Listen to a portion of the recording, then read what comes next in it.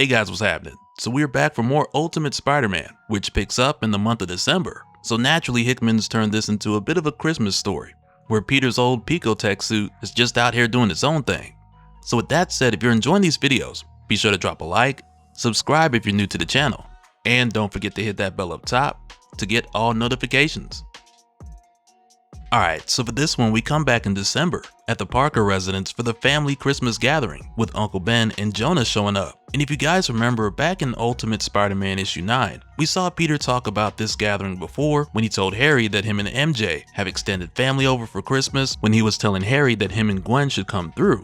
And as this continues, we'll talk more about the whole thing with Harry and Gwen, because as soon as Jonah and Ben get there, we see that Harry and Gwen are nowhere to be found. And I mean, at the time when Peter invited Harry, it was in response to Harry asking Peter if him and MJ wanted to go on vacation with them. And Peter was like, man, I got a whole family at home, so why don't you guys spend the holidays with us? So Harry was just like, he'll ask Gwen, and that's the last we heard. But with Ben and Jonah getting here, Ben tells Jonah that the sweaters are a requirement for friends and family. But Jonah's just like, I'm wearing the hat. That's as friendly as I get. And among the new faces that we see here, there's Aunt Anna from MJ's side of the family, and then there's also MJ's sister, Gail.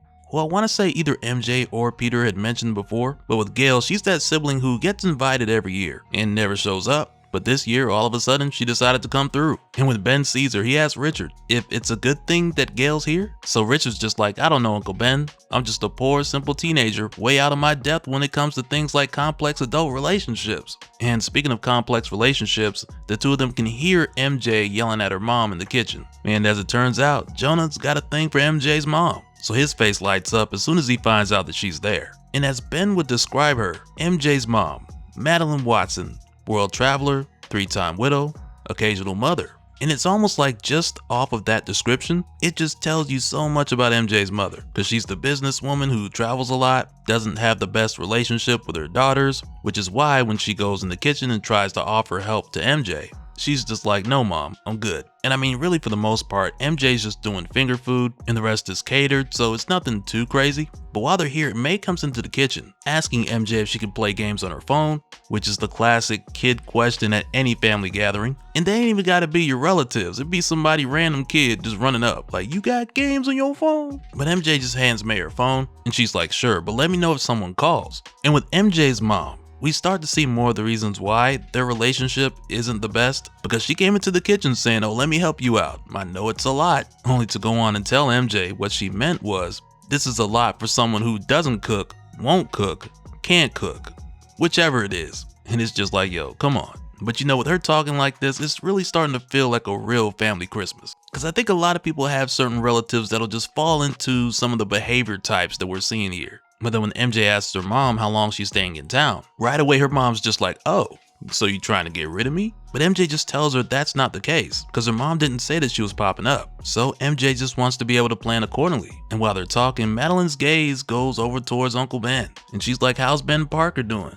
You know, after everything that happened. So MJ's just like, he's doing well. And Miss Madeline's like, it looks that way. Is he seeing anyone yet? And right there, it's just like, okay, I see what you're doing. Because she tells MJ, time passes, people move on, have new experiences. And it's almost like it's insinuating this is the reason why she popped up. But this whole conversation gets MJ distracted for a moment, which leads to her burning some of the food that she was only supposed to warm up. So she calls for Peter, but as it turns out, it wasn't burnt that bad. But throughout this Parker Christmas gathering, you can tell there's a lot of family drama going on. And there's gonna be more as we make our way through this. But there's also something very unsettling that's going on throughout all of this. And I'm gonna point out what it is later on, and I wanna know if you guys picked it up or not. But either way, one thing that I will point out is the fact that MJ's mom puts a little extra twist in her hips when she sees Ben. Because just a moment ago, she wasn't walking out the kitchen like that. Not until she saw that she had Ben's attention. Which is a little weird to me, by the way. Just wanna put that out there. But I wouldn't put it past someone like her.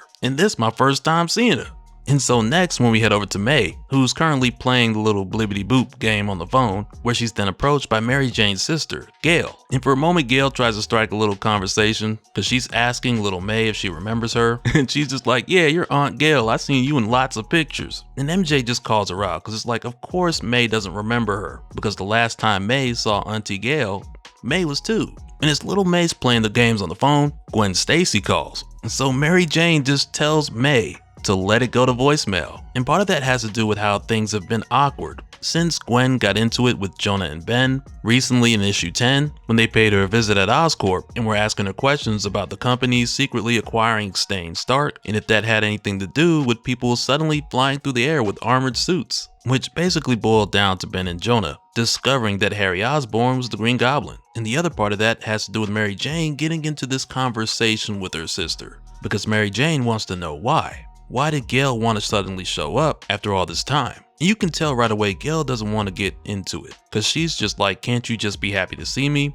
So of course MJ's like, I am, if you can finally apologize for what you did. And right there, Gail just gives her the ever so innocent, I don't know what you're talking about. And you can tell this is one of those heated conversations that just has the whole family looking over like, oh boy, here we go. But in my opinion, MJ has every right to be upset because years ago, Gail told Mary Jane that she was marrying the wrong guy. And to take it a step further, Gail told her that having the kids was just making those mistakes permanent. So now MJ's just like, you don't think that's something you need to apologize for saying? And Gail just looks at her with a straight face saying, I thought you could have done better. And Gail is very unapologetic about all of this. And so for a moment, Ben, Anna, and Madeline, they start talking about like, hey, do you think MJ and Gail will ever get it together or eventually set their differences aside? And at one point, Madeline ends up telling Anna that she's gonna move in with her for a while. And it's during this talk where we find out what's going on with Gail. Because as it turns out, Gail and her husband are getting a divorce, which explains why she's so on edge with MJ right now. And to me, really, with the way that Hickman has set all this up, it's like, one, it introduces more of the Parker family to the story with everything that's going on. And it's like in the here and now, it might seem trivial, but it's details like what we're seeing here that add so much more gravity when things go crazy down the line. But for a moment here, Mary Jane takes a moment to more or less vent to Peter about Gail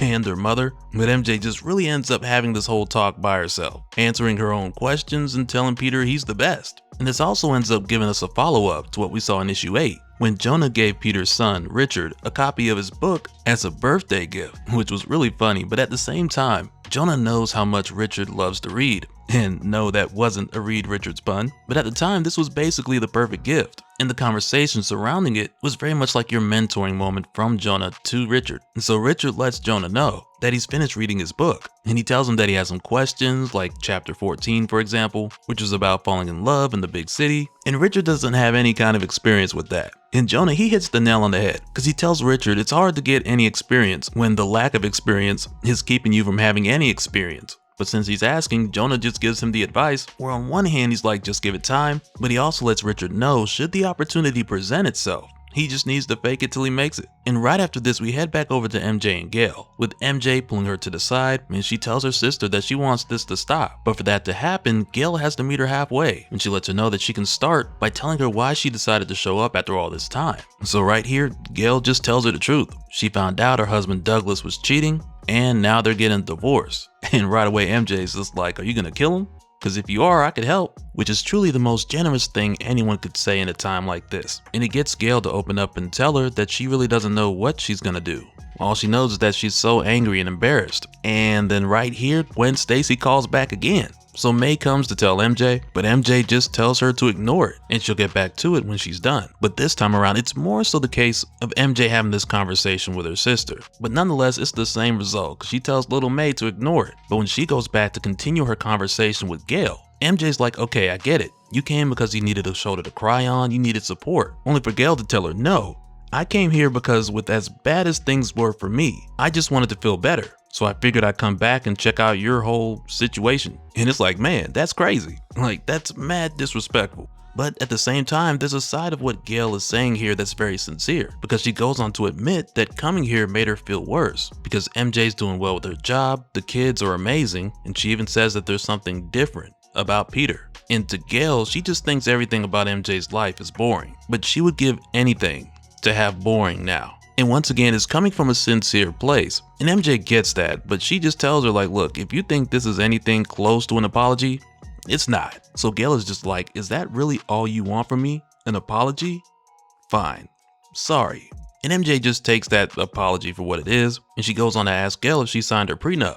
And when Gail says no, MJ gives her a sincere good for you. And after that, Gail just opens up and she gives MJ a real apology. So she forgives her, but she tells Gail not to do it again. And meanwhile, back over with Jonah and Ben, we see Jonah telling Ben that he's thinking about asking Madeline out. So Jonah asks Ben if he thinks that he should, and Ben's just like, absolutely.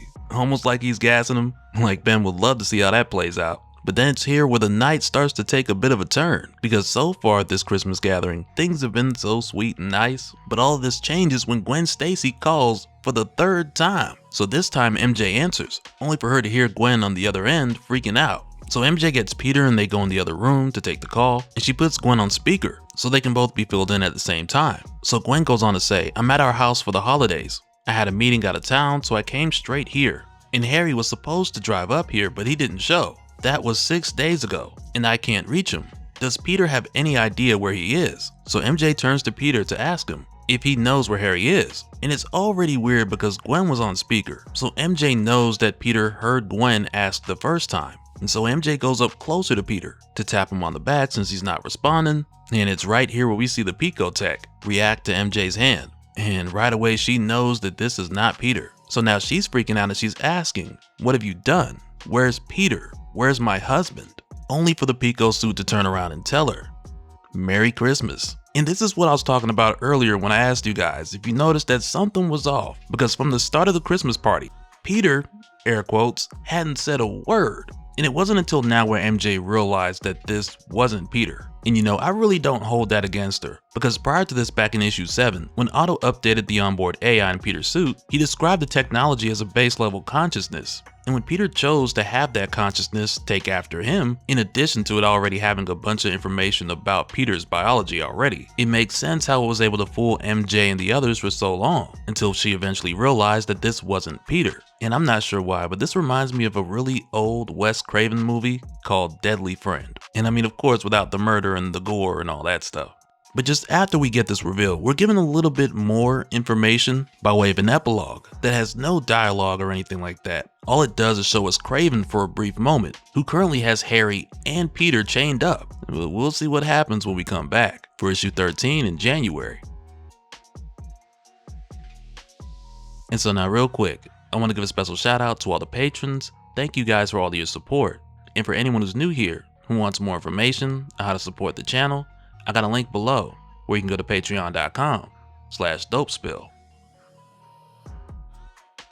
But that'll do it for this one, guys. Let me know your thoughts down in the comments below, and we'll do it again on the next one. Alright, later.